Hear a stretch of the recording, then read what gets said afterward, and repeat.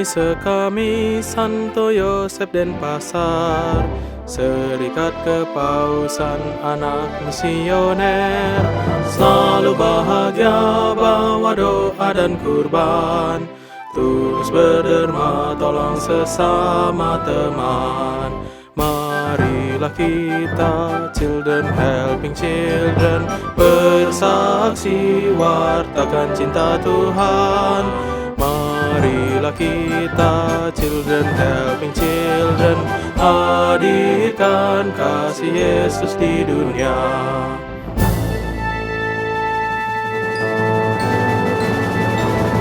Sekami Santo Yosef Denpasar, Serikat Kepausan Anak Misioner, selalu bahagia bawa doa dan kurban, tulus berderma tolong sesama teman. Marilah kita children helping children, bersaksi wartakan cinta Tuhan. Marilah kita children helping children, hadirkan kasih Yesus di dunia. Sekami Santo Yosef Denpasar, sekami Santo Yosef Denpasar.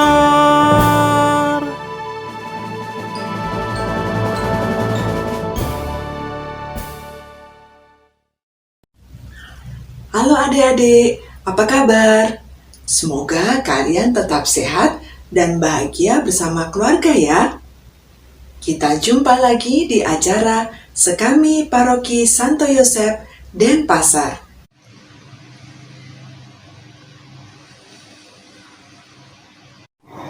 Kak Pauline tadi bermain tiup-tiupan. Ini mengingatkan Kak Pauline akan adanya angin yang bertiup kencang pada peristiwa Pentakosta. Nah adik-adik, sebelum kita mulai, kita awali dulu pertemuan kita dengan doa. Marilah kita ambil sikap berdoa. Dalam nama Bapa dan Putra dan Roh Kudus, amin. Puji syukur kami panjatkan kepadamu ya Tuhan, atas segala berkat dan rahmat yang Kau berikan pada kami. Kami bersyukur dan berterima kasih ya Bapa, karena kami Kau beri kesehatan dan kekuatan, sehingga kami boleh bertemu di pengajaran pada hari ini. Ya Bapa, kami mohon berkat dan rahmat-Mu, agar kami Kau terangi dengan Roh Kudus-Mu, sehingga kami bisa mendengarkan dan merenungkan firman-Mu, dan mengamalkannya dalam kehidupan kami sehari-hari. Dengan pengantaran Kristus Tuhan kami mengucap syukur. Amin. Dalam nama Bapa dan Putra dan Roh Kudus. Amin. Saatnya kita beranimasi bersama Kak Siska, Tasya, Grace, Amel, dan Nona.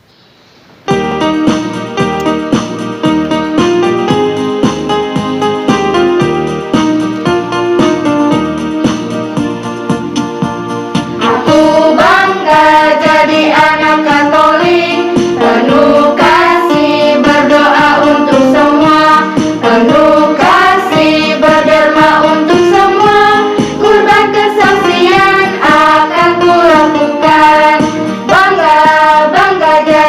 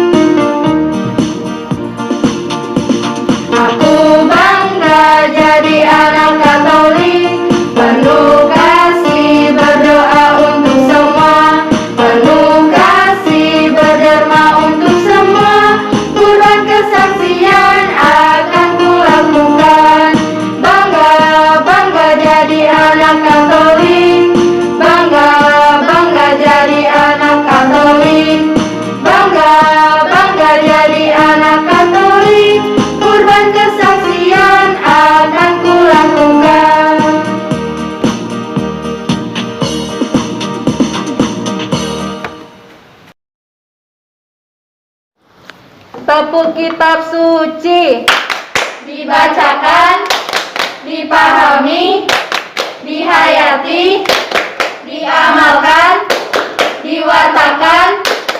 Oke, Bos. Nah, adik-adik, marilah sekarang kita mendengarkan firman Tuhan yang diambil dari Injil Yohanes bab 15 ayat 26 sampai 27 dan bab 16 ayat 12 sampai 15. Jikalau penghibur yang akan kuutus dari Bapa datang, yaitu Roh kebenaran yang keluar dari Bapa, Ia akan bersaksi tentang Aku. Tetapi kamu juga harus bersaksi, karena kamu dari semula bersama-sama dengan Aku. Masih banyak hal yang harus kukatakan kepadamu, tetapi sekarang kamu belum dapat menanggungnya. Tetapi apabila Ia datang, yaitu Roh kebenaran, Ia akan memimpin kamu ke dalam seluruh kebenaran, sebab Ia tidak akan berkata-kata dari dirinya sendiri, tetapi segala sesuatu yang didengarnya, itulah yang akan dikatakannya, dan Ia akan memberitakan kepadamu hal-hal yang akan datang. Ia akan memuliakan Aku, sebab Ia akan memberitakan kepadamu apa yang diterimanya daripadaku. Segala sesuatu yang Bapa punya adalah Aku punya. Sebab itu Aku berkata, Ia akan memberitakan kepadamu apa yang diterimanya daripadaku. Demikianlah Injil Tuhan. Terpujilah Kristus. Adik-adik, setelah Yesus bangkit, Yesus menampakkan diri kepada para murid-Nya, di antaranya kepada Thomas, kepada para murid dari Emmaus, dan kepada para murid yang lain. Lalu, Yesus naik ke surga. 10 hari kemudian, Yesus mengirimkan roh penghiburan dan roh kekuatan dalam peristiwa Pentakosta. Sekarang, mari kita lihat peristiwa Pentakosta seperti berikut ini. Roh Tuhan datang untuk menolong. Kisah Para Rasul 2 ayat 1 sampai 42.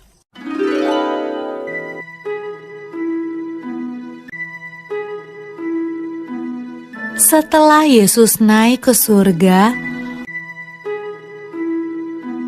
murid-murid dan orang-orang yang percaya kepada Yesus berdoa di sebuah ruangan besar.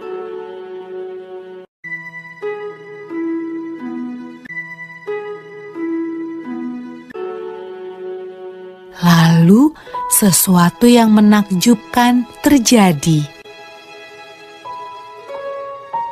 Awalnya terdengar seperti tiupan angin yang kencang.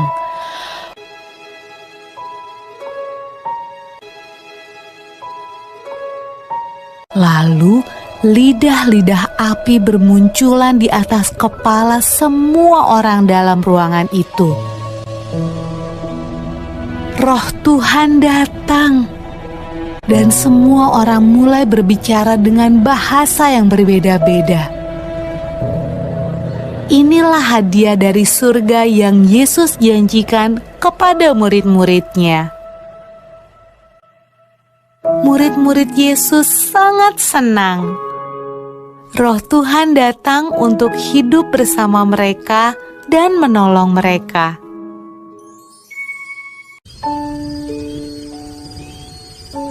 Pada malam ketika Roh Tuhan turun ke atas murid-murid Yesus, ada banyak orang asing di Yerusalem. Mereka berbicara dengan bahasa yang berbeda-beda.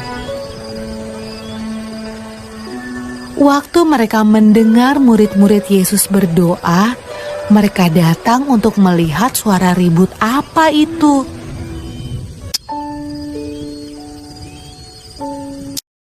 mereka menemukan murid-murid Yesus sedang menceritakan perbuatan Yesus yang ajaib.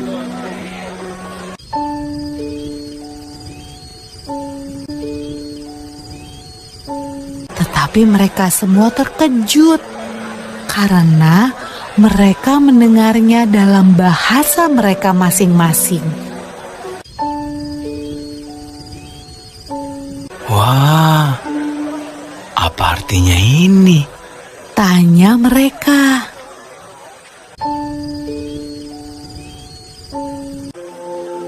Roh Kudus selalu membantu semua orang yang mengikut Tuhan Yesus sampai sekarang.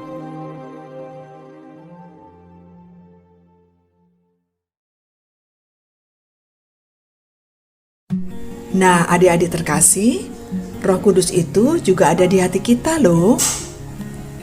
Setelah dipermandikan, kita mendapat karunia Roh Kudus juga.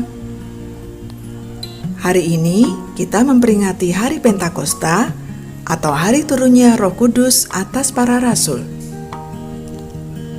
Nah, di hari ini kita diingatkan bahwa Roh Kudus juga ada di dalam diri kita.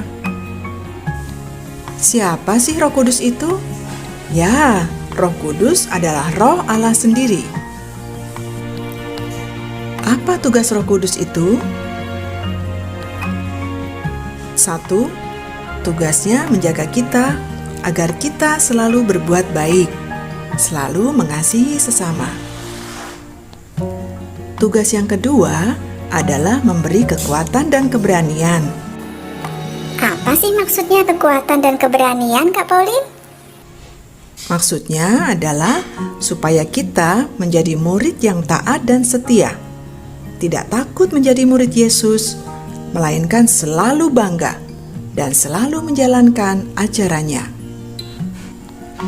Tugas yang ketiga adalah menemani kita di saat kita sedih, di saat kita kesulitan. Jadi, jangan takut ya adik-adik, kita memiliki Roh Kudus di hati kita. Nah, tugas keempat adalah merasa dicintai. Adik-adik merasakan tidak kalau kita itu dicintai oleh Tuhan, dicintai oleh orang tua, dicintai oleh banyak saudara dan teman-teman. Puji Tuhan ya.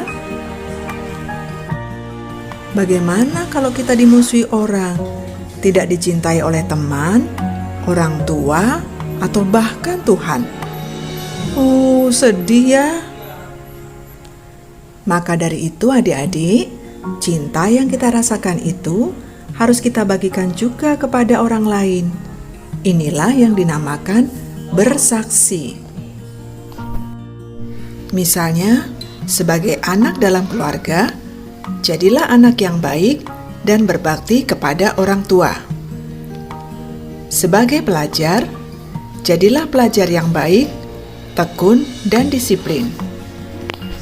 Sebagai sahabat, jadilah sahabat yang baik, yang setia, dan bisa memberi dukungan yang positif kepada sahabatnya. Sebagai anak sekami, jadilah anak yang rajin berdoa, berderma, berkurban, dan berkesaksian. Serta jangan lupa untuk selalu rajin membaca kitab suci, mengamalkan, dan mewartakannya. Dan sebagai pengikut Kristus, kita juga harus berani bersaksi menyatakan kebenaran. Menjadi saksi yang setia pada zaman ini pasti akan menghadapi banyak tantangan. Tapi hendaknya kita jangan lelah. Jangan pernah gentar dan putus asa, karena Roh Kudus akan memberi kita kekuatan. Kita semua memiliki Roh Kudus loh. Jadi adik-adik jangan takut ya. Roh Kudus merupakan Roh Allah yang menolong, memimpin, menghibur, dan menjadi teman yang setia. Roh Kudus akan mencukupkan segalanya dan menuntun kita agar hidup sejalan dengan kehendak Tuhan. Maka dari itu, jangan lupa untuk selalu berdoa, memohon penerangan Roh Kudus ya. Oke? Nah, adik-adik, sekarang waktunya untuk aktivitas. Makasih Kak Pauline atas materinya. Halo adik-adik di rumah, sampailah kita ke aktivitas. Adik-adik, hari ini gereja merayakan Hari Raya Pentakosta. Turunnya Roh Kudus di atas para rasul. Nah adik-adik tahu kan lambang Roh Kudus salah satunya adalah burung merpati. Nah, hari ini aktivitas kita adalah membuat burung merpati. Adik-adik, aktivitas ini diperuntukkan adik-adik yang kelas kecil dan adik-adik yang kelas besar. Nah, untuk adik-adik yang kelas kecil, jika tidak bisa membuat aktivitas ini, mintalah bantuan ayah atau ibu atau kakak atau saudara yang ada di dalam rumah. Nah, untuk membuat aktivitas burung merpati harus ada bahan-bahannya. Bahan-bahannya adalah sebagai berikut.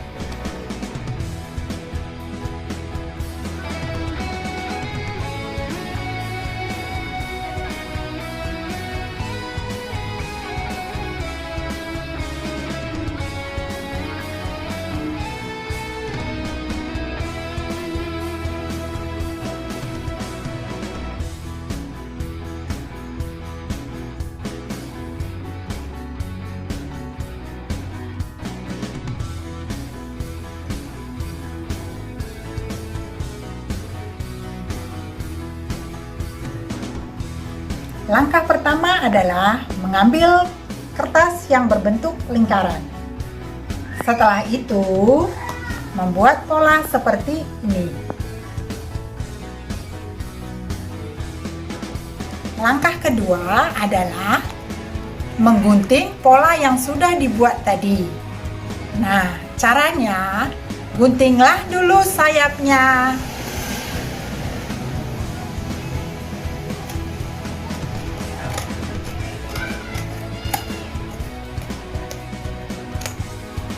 Sayap yang pertama, lalu gunting sayap yang kedua.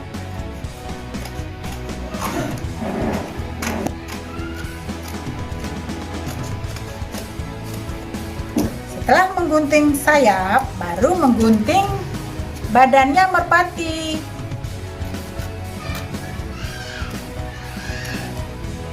Nah, setelah digunting, hasilnya seperti ini. 2 sayap dan 1 badan burung.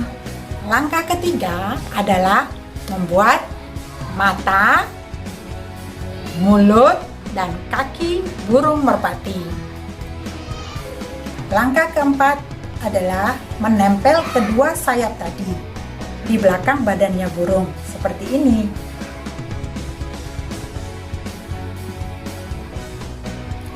Langkah kelima adalah mengambil kertas yang berwarna. Lalu, menggunting kertas tersebut berbentuk lidah api sebanyak 7 buah. Langkah keenam, setelah membuat 7 buah lidah api, lalu ditulislah masing-masing 7 karunia Roh Kudus. Seperti ini.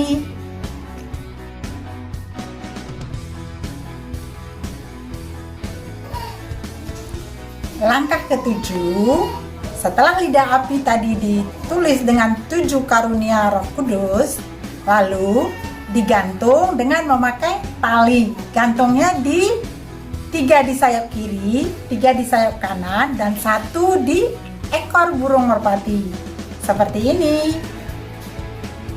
Langkah terakhir, memasang tali pada sayap burung merpati supaya burung merpatinya bisa digantung.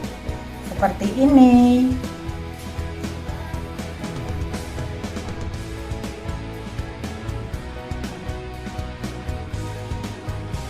Nah, adik-adik di rumah, mudah kan membuat burung merpati?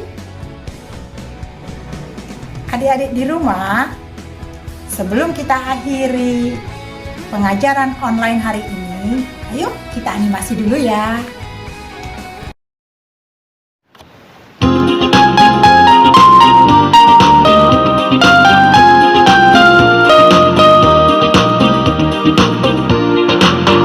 Jangan lelah bekerja di ladangnya Tuhan. Roh Kudus yang beri kekuatan, yang mengajar dan menopang.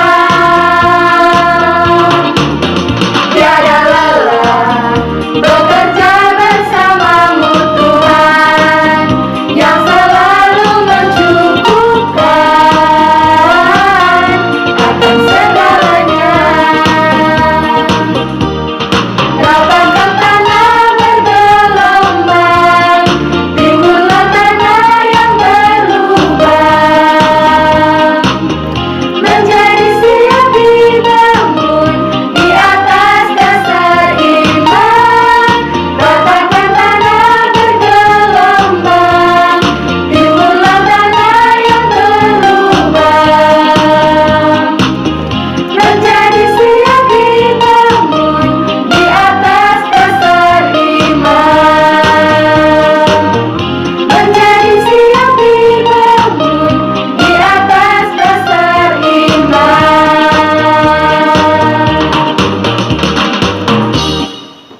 Zakeus, pendek-pendek, lihat Yesus, lari-lari, panjat pohon, turun deh.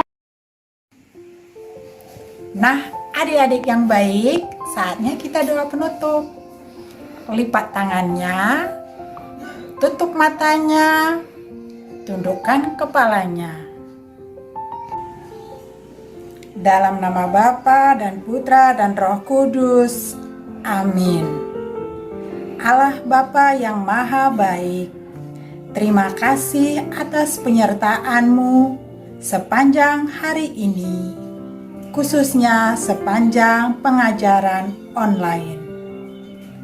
Semoga apa yang disampaikan hari ini dapat kami laksanakan dalam kehidupan kami sehari-hari. Dengan pengantaran Kristus Tuhan kami. Amin. Dalam nama Bapa dan Putra dan Roh Kudus. Amin. Nah adik-adik, sampai jumpa di pengajaran online bulan depan. Dadah, salam sehat dan semangat.